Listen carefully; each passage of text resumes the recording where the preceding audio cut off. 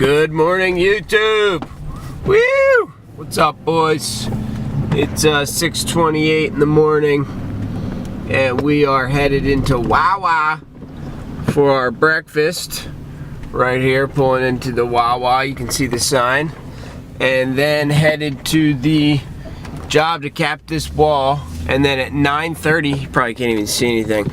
And then at 9:30, we have a huge truck, or maybe two huge trucks of plants and trees coming, because we are planting 3 houses at the Matrix Lister for Toll Brothers. So it's gonna be gnarly today, and yeah, so I'm heading into Wawa.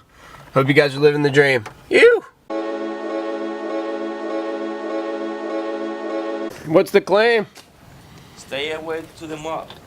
No, that's impossible. And it's gonna rain all day. Nah. Yeah. And you bring it that piece of shit. I don't like it, that piece of shit. Man! That's a lie.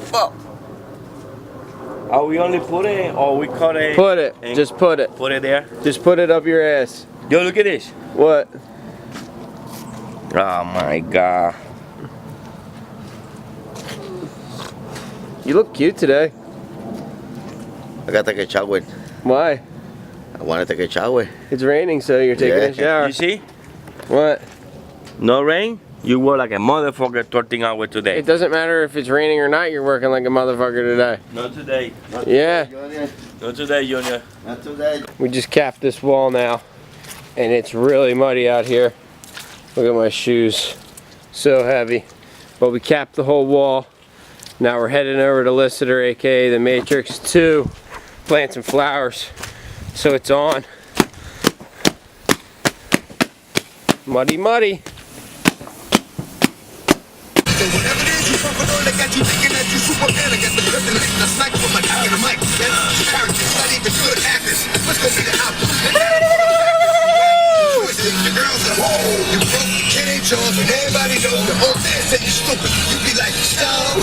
Just got back to the shop.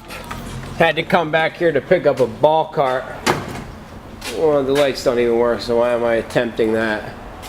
And which ball cart am I gonna get here? I think there's only one ball cart. One ball cart. Old school ball cart, boys. So I'm gonna get this ball cart, get a couple other things, and head back to the job. Living the dream. Whew. Damn, dude, picking this up is not gonna be that fun. Heavy. Big D's in your mouth is bad for your hair. What is up, boys? I just pulled up to my grandfather's house, and my mission here is to try and find the cat, my grandfather's cat, because ever since his stroke he has not been back to his house. He was at the hospital, then he was at a rehabilitation center, and then he was, or not then he was, now he's at my mom's house in New Jersey, and they have a live-in maid for him there. So I came here to figure out the situation with this cat. The neighbor's been feeding him, but it doesn't look like he's been back. So that's a little weird. We haven't seen Arlo, his name is, in a couple days. So I'm gonna go look around and see if I can find this cat. Yeah, I don't know. We'll see what happens, because my grandfather's never coming back here, so we're pretty much closing up shop. Meaning we're gonna have to find this cat eventually and get him to my house, or get him to my dad's house, or get him somewhere. And I mean, the cat's 15 years old. House is totally empty. We've been emptying it out. It's pretty gnarly. It's really gnarly. It's an end to an era, really. And it really makes me think that, like, you can't really waste your time in life. You know, because I never thought that I was going to see this, you know, young kid coming over to your grandfather's house. You just think, like, it's always going to be that way. You're just going to get older, but, like, other people aren't going to get older, which is crazy. Crazy lie you tell yourself when you're a young person. That, like, you're just getting older, but, like, everybody's still going to be there. And you slowly realize that life changes drastically, and it doesn't only change drastically for other people, it's going to change drastically for yourself. Meaning, one day you're going to wake up and not be able to walk. One day you're gonna have a stroke. One day you're gonna have a heart attack. One day, you know, you're gonna get cancer. One day, something fucking really shitty's gonna happen to you, and it's not gonna suck because that's the life cycle. But it's gonna be real, and it's gonna get real quick. So, you know, not to dwell on death. I don't like to dwell on death, but I like to live my life knowing that these situations are real and this situation is going to happen to myself. And I don't get bummed out about it. I don't get negative about it. I just get like more stoked on what I'm doing in my life, more stoked on my day-to-day life, more stoked on the fact that I've actually been able to pull myself out of, you know, out of my addictions and stuff like that, and really just be present here in the time so I can enjoy my time with my daughter and my wife and just enjoy myself and try and do as much stunts, as much drift triking, as much hanging out with my brothers, as much filming, as much as I can before that time comes for me where I'm stuck in the hospital or stuck not being able to walk because of a stroke or something like that. So where I could be getting bummed out, I'm not. I'm seeing it as a light, like to show me that, you know, this is life. So that's just my thought about it. Yeah, I gotta find this cat, so I'll check in with you guys in a minute. So we're in the workshop right now, or I'm in the workshop right now. Well, we are in the workshop right now because you're with me. But this is the craziest part of the scenario for me to see go, because we used to come in here all the time with my dad, me and my two brothers and my dad and my grandfather, and we would work on stuff. We learned how to use a lot of tools in here. We learned how to use like all these big sanders, like the jigsaw, the Dremel, like any tool you could think of having to do with woodworking. We worked on it in here. This place is already starting to get dismantled. My dad took all Bob's geometric shapes and like fish, his carvings of fish and stuff. I took a couple pieces for myself. I took the chalkboard that had like all his cool quotes on it that you guys have seen before. I took a couple pictures of me and my brothers that my grandfather framed out of wood. And yeah, so pretty much it's just slowly this place is coming apart and it's turning into nothing. And it's just crazy because this is where we would come and hang out with my grandfather all the time and just chill. And it's yeah, I never thought I'd see this go, but she's a goner. And we actually got wasted in here a lot. Me and my brothers would come here like on the holidays and stuff. My grandfather loved Coors Light, or probably still loves it, but he says he doesn't have any craving to drink now. He like is just happy that he's alive after his stroke and stuff, so he doesn't want to sedate himself at this point.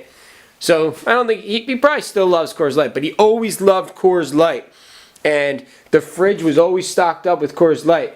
So we would come here for like Christmas, Thanksgiving, Easter, all that stuff, and my mom and everybody would hang out in this kitchen. Like Rita, my grandfather's wife, who's dead as well, she would sit in that chair and just smoke cigarette after cigarette after cigarette.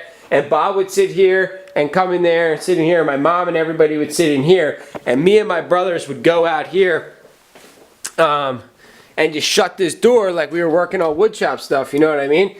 And my grandfather and his wife always had cigarettes and they always had beer. So when we were young kids, we would just start cranking into the Coors Lights and then smoking cigs and just get crazy wasted and then get in trouble, obviously. But it was so classic. And then when we got old enough to drink, like we would still come over here and get a little tipsy with Bob and stuff, which was always classic. But life changes. And this is where we're at now. I'm just here by myself. Literally no one's at the house. I can't find the cat.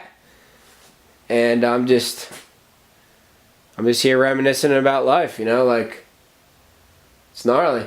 I'm not here cracking one with the boys anymore, I'll tell you that.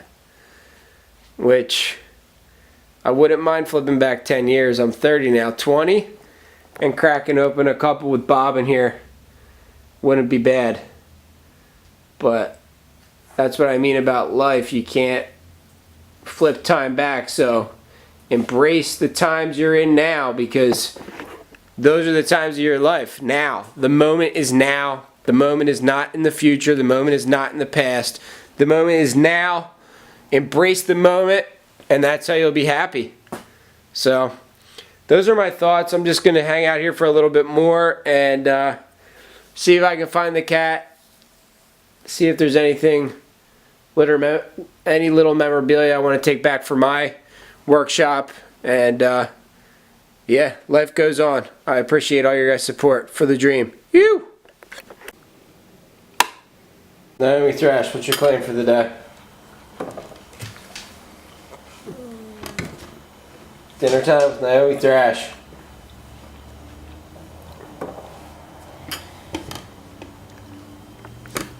Dude, you're the camera grabber. What's your claim? What do you mean? No, I'm like, You look I'm hot. not camera ready. How you look hot? You sound like Niso Hollywood. What? He's like, oh, stop filming me. I'm not camera ready. I have like food in my teeth. No, are you camera ready? She's always camera ready. Marshall, are you camera ready? What are you doing? Bat dog. Do you think you can fit in your Batman costume anymore? Or not? Too buff. Oh, you're sitting down. Good dog. Good boy, Marshall. Good boy. Marshall wants dinner. Good boy, Marshall. What's going on in this kitchen? It seems like madness to me. She's gonna feed her animals dinner, right? We got the elephant, tiger.